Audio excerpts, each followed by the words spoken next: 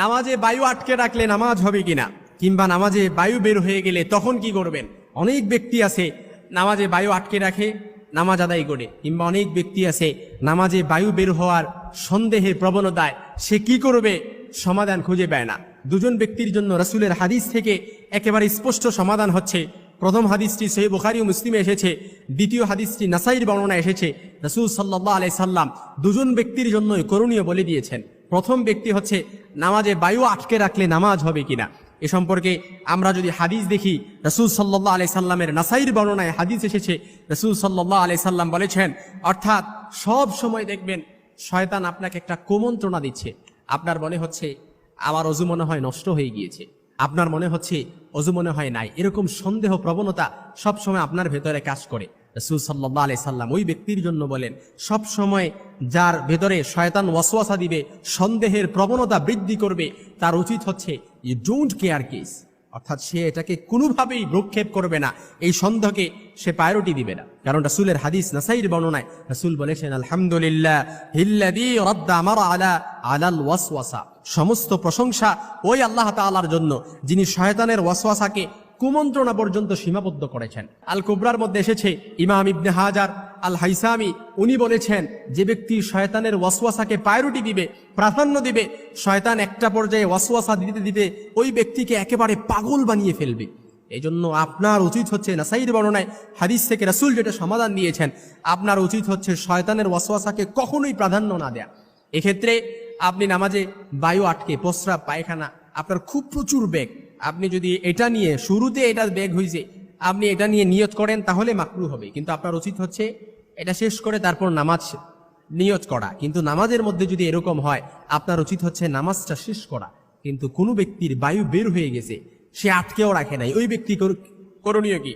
সহিহ বুখারী ও মুসলিমের মধ্যে হাদিস এসেছে, রাসূল সাল্লাল্লাহু আলাইহি ওয়াসাল্লামের স্পষ্ট হাদিস, লা ইয়ানসারিফু হাত্তা ইয়াসমাআ সাউতান আও ইয়াজিদা রিহান, অর্থাৎ কোনো ব্যক্তির যখন বায়ু বের হয়ে যাবে, সে কিভাবে বুঝবে, সে কিভাবে নামাজ সে ছাড়বে কিংবা অজু করে আসবে না নামাজ কন্টিনিউ করবে। তার উচিত হচ্ছে সে প্রথমত শিওর হবে যে তার অজু নষ্ট হয়েছে কিনা কিংবা অজু ভাঙছে কিনা। সে শিওর হওয়ার জন্য কি, সেজন্য শব্দ শোনা কিংবা গন্ধ পাওয়া পর্যন্ত সে নামাজ ধরে রাখে। অর্থাৎ আপনি শব্দ শুনছেন কিংবা গন্ধ পাইছেন, সাথে সাথে নামাজ ছেড়ে দিতে হবে। কোন অবস্থায়? আপনি যদি 10 কাতার মুসল্লির সামনেও আপনি নামাজ আদায় করেন, সাথে সাথে নামাজ ছেড়ে দিতে হবে।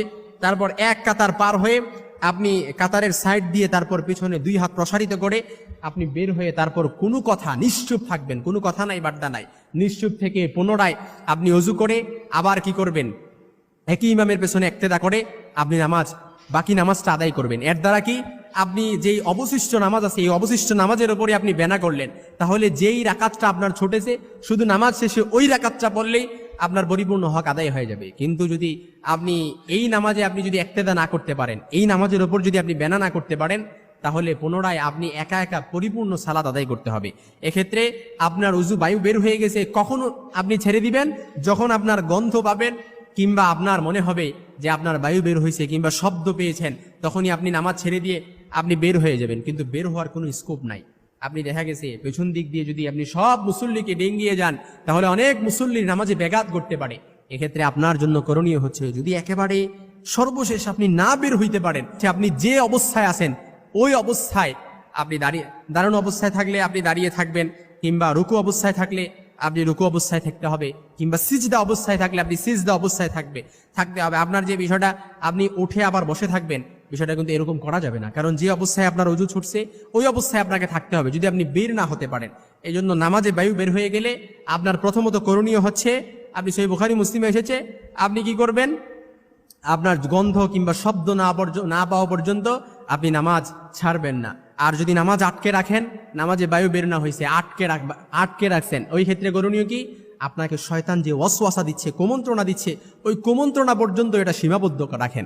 তা না হলে ইবনে হাজার আল হাইসামি উনি লিপিবদ্ধ করেছেন, আল ফাতহু আল কিবরি আফিকার মধ্যে উনি লিখেছেন যে কোনো মানুষ যদি শয়তানের ওয়াসওয়াসাকে প্রায়োরিটি দেয়, একটা সময় শয়তান তাকে পাগল করে ফেলবে।